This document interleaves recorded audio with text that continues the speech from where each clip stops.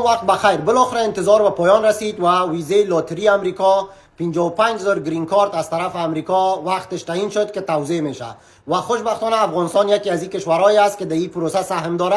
زیادتر از کشورها مثل کشور پاکستان در این پروسه سهم نداره. به او خاطر از تمام وطنان تقاضا میکنم که حتما در این پروسه اشتراک کنین، به خاطر سهم افغانستان امسال بسیار زیاد است و این پروسه بسیار ساده است. در ویدیوی قبلی که من گذاشته بودم اکثریت دوستا کامنت کرده بودن که لینکش در کجا است. این پروسه در تاریخ 2 اکتبر روز چهارشنبه با وقت امریکا ساعت 12 بجه شروع میشه و شما باید صبر کنین. لینک هم در کامنت براتون گذاشتیم، هم روی صفحه براتون گذاشتیم تا شما این لینک کاپی کنین و در گوگل بنویسین و وقت در اوج نوشته کردین لینک اوپن کردین، فقط طوری که روی اسکرین میبینین بسیار ساده اسمتان، تخلصتان، تاریخ تولدتان و محل تولدتان و ای که چند تا طفل دارین و تحصیلاتتان در این فرم درج میشه و در وقت درخواست دادن شما با پاسپورت نیاز ندارین، فقط یک قطعه عکس به شکل عکس پاسپورت که شما میبینین اینی عکس هست که عکس درست پروسه هست، به این شکل باید داشته باشین.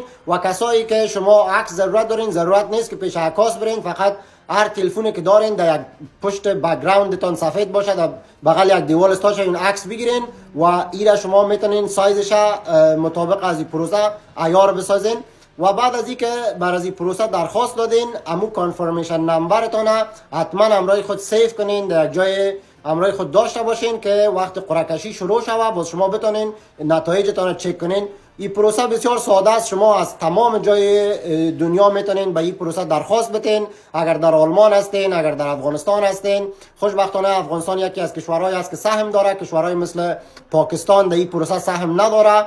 به او خاطر تمام وطنان ما که در افغانستان است و اقاربشان که در خارج است میتونه برشان درخواست بده. بسیار ساده است پروسه و ای که شما میتونین با همراه ما با تماس شوین. کسایی که میخواین که ما کمکشون کنم شما میتونین در اینستاگرام برام مسیج کنین، در تیک تاک مسیج کنین و ما میخوایم که این پروسه را بسیار ساده بسازیم امسال تا که تمام وطنان ما آگاهی زیاد حاصل کنن و معلومات کافی داشته باشن تا بتونن این پروسه را یا خودشان بتونن پیش ببرن و یا اگر نمیتونن اقارب دوستا و فامیلشان که یک کمک انگلیسی بلد است اونا برشان پیش ببرن. اما در مجموع هدف من این است که زیاد از وطنان ما به این پروسه درخواست بدن تا بتونن قانونا بیاین در امریکا همراه فامیل خود زندگی کنن. این یک فرصت بسیار خوب است به خاطر که اگر شما برنده از این ویزا شوین شما میتونین گرین کارت به دست بیارین و وقتی که شما امریکا آمدین میتونین فامیلتان هم درج کنین و بیارین مثل همسرتان، فرزندانتان.